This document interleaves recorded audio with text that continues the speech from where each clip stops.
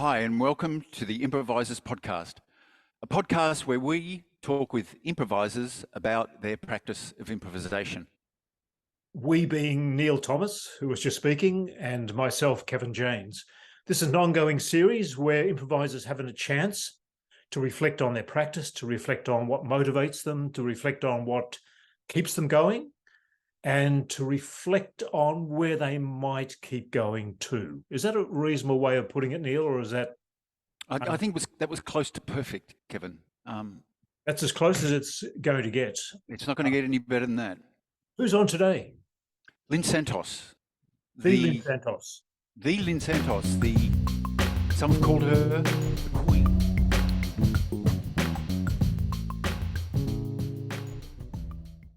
We are so delighted to be able to talk with you this morning. I'm so excited to hear what you've got to say, because you're one of the most beloved. I think the word's beloved, Kevin. You're one of the most beloved improvisers in Melbourne. So it's such a thrill. Thanks so much for coming on board. Oh, thank you for asking me. It's good to be here. And ditto from me, Lynn. It's wonderful to have you here on our second podcast. Mm. We wondered if we could just start talking a bit about your history, Lynn. How you came across improvisation, and how that evolved into the practice that you've got today. I mean, it's a huge thing, but wander through that history for us. Okay. I suppose I first started studying dance 1977 through to 1979. So that was a mix of ballet and contemporary dance classes that I went to. And then I started to perform. The first company I ever worked with was Kinetic Energy, which was a company in Sydney led by Graham Jones. And from there I went on to One Extra Dance Company. And then I joined, and those companies used set work, rehearsed material. I first started to improvise when I joined TOTO, Theatre of the Ordinary, which was Al Wonder's group. That was in 1987. And I stayed with them for a few years and then joined Born in a Taxi, and was one of the founding members of that company with David Wells and Nick Pappas and Brenda Waite. So again, we were just doing, improvised theatre. And then flipped back to rehearsed theatre when I joined Teatro de Lira, which was a group directed by Renato Cuoccolo.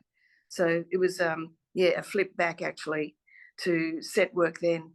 And since then, I've worked with Tony Yap's company, which has gone through a couple of name changes. Tester Quincey with Body Weather.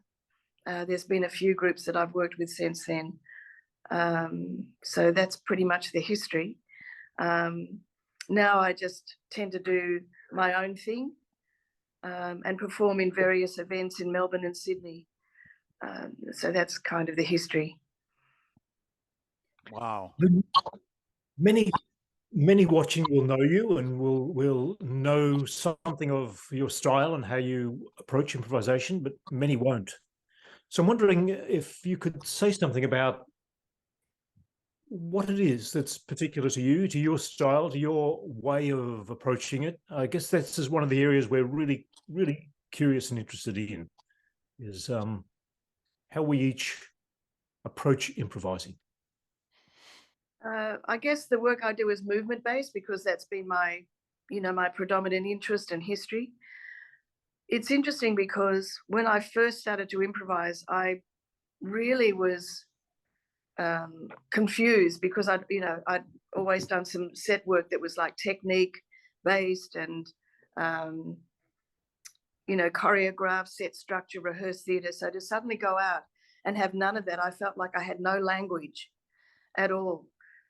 So it was very confusing to start with, but over time, I guess I just discovered what my style and content are. I'm sure they've been informed by these previous trainings that I've done. But now I'm quite happy. Now I think I have found a place that is mine. So yes, it's movement-based. But having said that, you know, I do use text, which is also just spontaneously devised. Yeah, I love to work with music. I just find that that sort of launches me into a piece. And then if I want to, I can bring in silence, or I can talk over the music if I want to bring in text or vocal sounding. But it's always good for me to start with music because I'll move and that will base me into the movement aspect of things. If I start with talking, I tend to get caught in that, and I find it quite hard to then find my way into movement material. So music is always the best way for me to begin. People have described my work as theatrical. I can see why they would use that adjective, and yet when I do spoken material, I think of it as being quite pedestrian. So maybe I've got a blend, you know, of those two modes. It's interesting, the notion of pedestrian as opposed to some other. What does that mean, pedestrian, in the context of what you're doing? I suppose I mean as opposed to character or caricature. It's closer to my daily self. The way I'm speaking to you now is kind of in that territory, although yes, it would be amplified for performance. But yeah, I would think of it as being more my daily self. Yeah, okay. Slightly amped up daily self. Yes. Yeah, lovely. I think now I'm remembering there is a sort of a commonality in some of the work where you often are referring to yourself in that mode. Yes. Who you are and how you're feeling. So it has a sort of an element of self-disclosure around how you are actually now, you know. It might be talking about how you arrived on the train and how you were feeling about, and often it's around your sort of say maybe something like insecurities, which I really love. It has a vulnerable quality about it. Would that be fair? Yeah, no, thank you. I like that. I think to go out, I just want to be transparent to an audience. You know, I just want them to see me. So maybe that's also why I don't opt for, say, character. You know, I like to be me, but as you say, amped up, which is a good thing. You know, I get adrenalized before a performance, and I think that adrenaline is what amps up the voltage. But yeah, I don't want to have any kind of I don't know, persona apart from myself when I perform. Interesting, Lynn, because if we're looking at your movement, which I often find is really quite transformative and quite transporting for me as a witness, they're quite different. That sort of pedestrian and the movement, which is really quite atmospheric, ethereal, very potent in its way. Do you want to speak about that difference for you? And I'm also wondering about the impact which you've mentioned often that Tony Yap's training has had on movement based and on the trance focus that sort of sits at the heart of his practice and your practice. Yeah, I think the difference between maybe the way I move and the way I speak is a lot to do with the music. The music will elicit from me quite a strong response. And I tend to work with repetitive music or music that just has spaces in it, spaces of silence. And yeah, I enjoy getting the stimulus from that music. When I talk, I tend to talk when there's no music. So maybe that's the difference. When without the music, another kind of voice comes forward. The trance work. Yep. Yes, that's under the teaching of Tony Yap. I think I'm still in the process of sorting exactly why that's different to the work I do, say with people that do performance improv, but not with that element of trance. And what I've come up with is that the trance work maybe just has a deeper level of relaxation and therefore release. Because in our sessions with Tony, he takes us through quite a thorough physical process of relaxing, relaxing the joints, particularly the bones and the joints, or not the bones, but the joints. And that deep level of relaxation helps empty the mind. And then I think deeper material can come forward and be expressed. So that's really all I can think of, because trance is a difficult word. Like for Tony, it's quite different than for me, because Tony comes from a Malaysian culture where trance mediums were a very common part of daily life, and the belief in spirits and ancestors. I come into trance without any of that. So yeah, for me, it's got quite a physical base to it, which is this deep releasing of tension in the body, and that tends to also help empty the mind.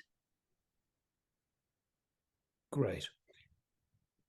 Two things, Lynn. I'm wondering what it is for you that is a satisfying performance. When you've performed, what is it that sort of, when does it feel quite satisfying, as though this has been sort of a rich experience for you as a performer?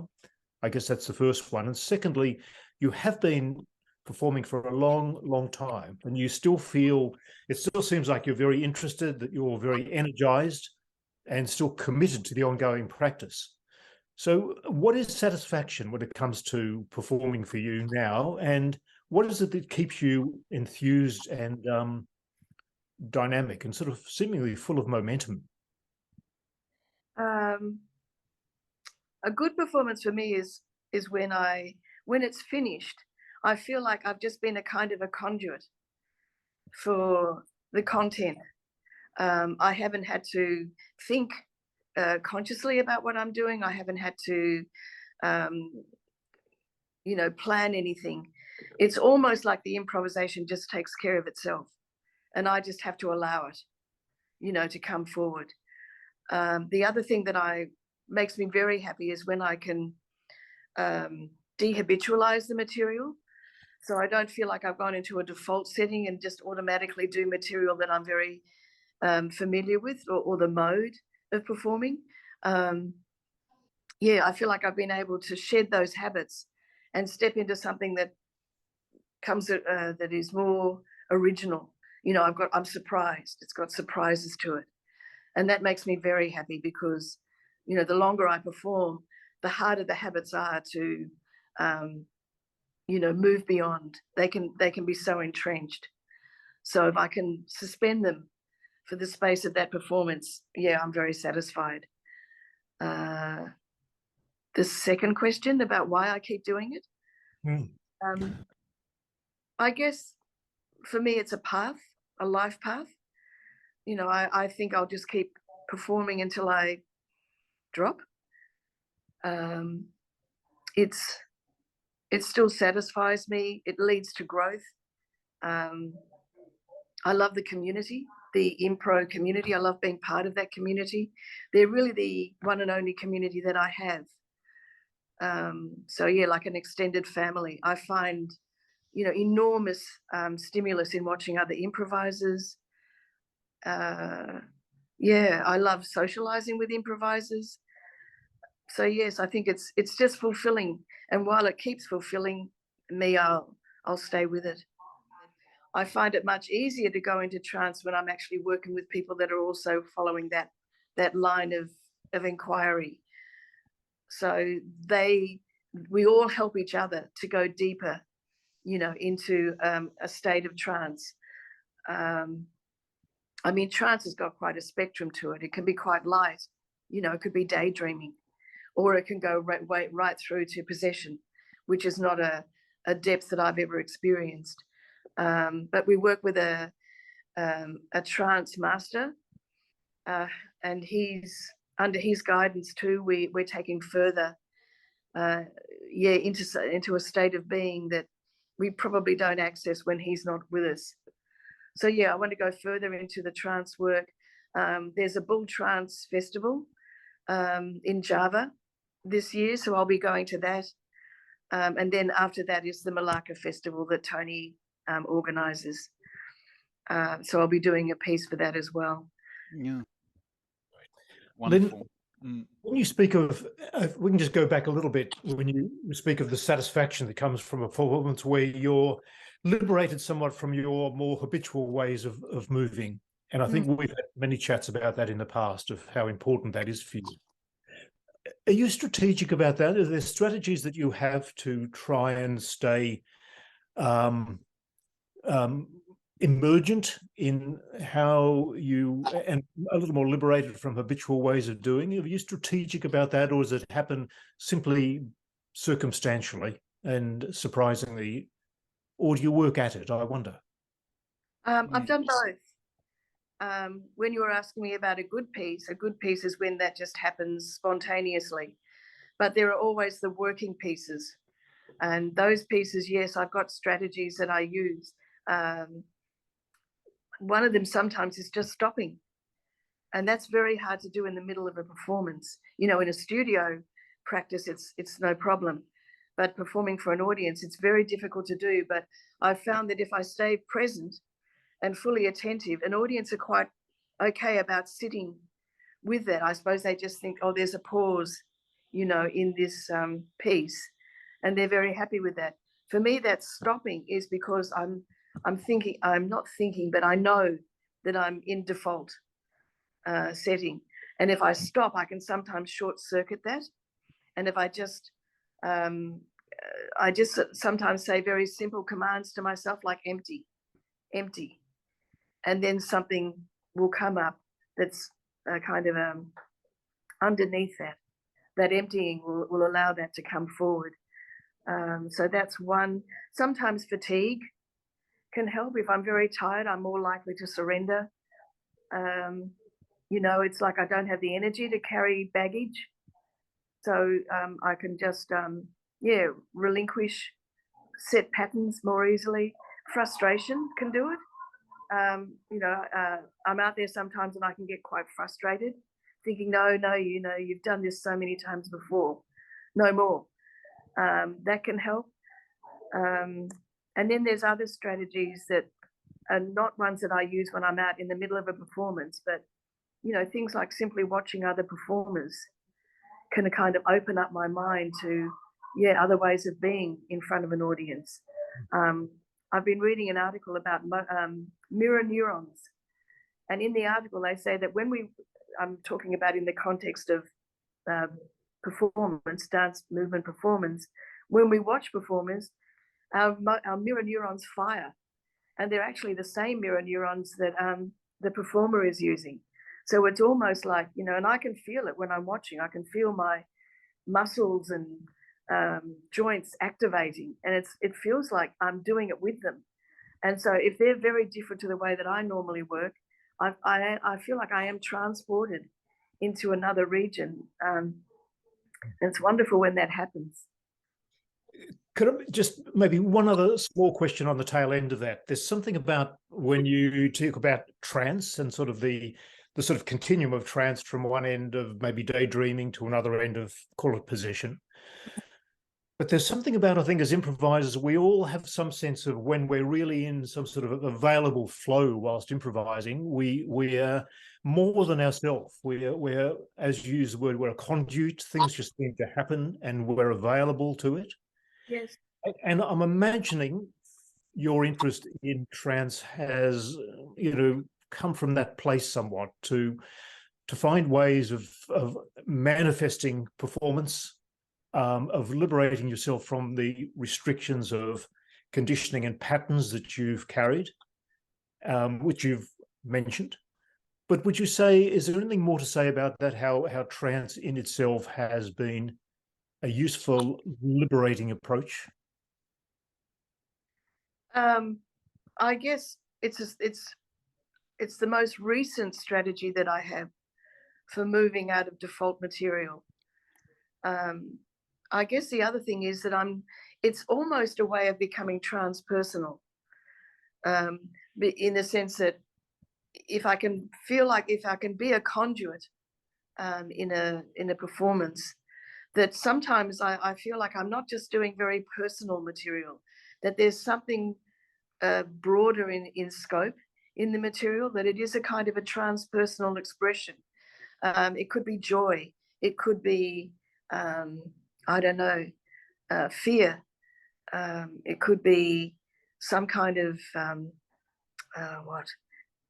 anxiety, but I feel like it's not just mine, that I'm tapping into, you know, say a joy that, is more, I don't know, more common to us all in the way that I express it. So that's something that I'd really love to try and access more. And so far, I don't know how to do that. If it happens spontaneously. It's not something I've, been able to do deliberately. But yeah, it's a mode that I really want, and particularly want to look at with Tony, and particularly want to look at with the trance master that we'll be working with in Java, because I think he could give me some really good direction about that, and the others as well. Neil and I were joking a little earlier this morning about how we both love to inquire, and it feels like you love to inquire as well into your practice and into a means of keeping this practice purposefully alive and well integral to your sort of life and questions about living, I think, in a way. Very much. I think, the work that I do with impro spills over into my daily life. I feel more alive when I'm doing this work. So therefore I have more, I don't know, enthusiasm maybe for my life outside of improvisation. Yeah, so it's it contributes to who I am and how I live. It feels like an artist's life. Really a dedication and a commitment to opening and to furthering and to sort of channeling and comprehending and allowing things to flow through. There's a kind of a commitment to flow. Yeah, I think that's a good word. It's also because when I don't improvise, I feel my life is impoverished. I really, it feels like it's lacking in something that's vital, that's essential to, a good life. So I think I'll always be doing it. Oh, wow. Great for us all, Lynn. Thank you.